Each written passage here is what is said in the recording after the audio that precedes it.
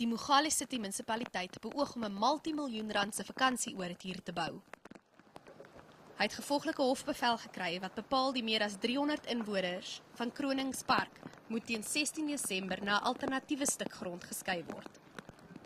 Inwoners kon kies of hulle na Mansiewil wou trek of na Kleinvallei, 'n privaat vesting waar inwoners vaardighede kan aanleer en moet werk om hulle verblyf te verdien. Die meeste plakkers het verkies om in Mansiewil te gaan woon en die eerste gesin het reeds 2 weke gelede hierheen verhuis. Maar die VF+ sê die verskywing was voortydig en die gebied is nog nie geskik vir bewoning nie. Die grond is nie geskik nie. Jy het nou self gesien, daar's verskriklik baie vuil goed en vullis, glasstukke wat rond lê, blikke wat uitsteek en die plek was ook nie behoorlik gelig vir waterafvoer nie.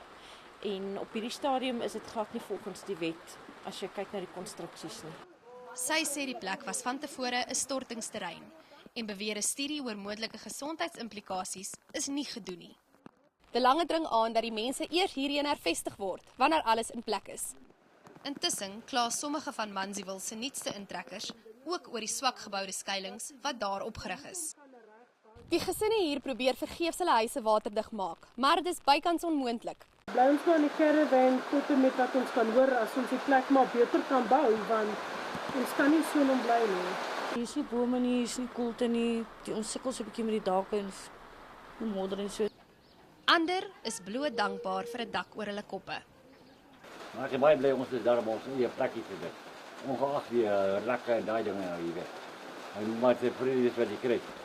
Ek het geen probleme met te bly nie. Dit is nogal baie lekker, is stil, geen bekleierery nie. Ja, ons is weer eens 'n groot familie.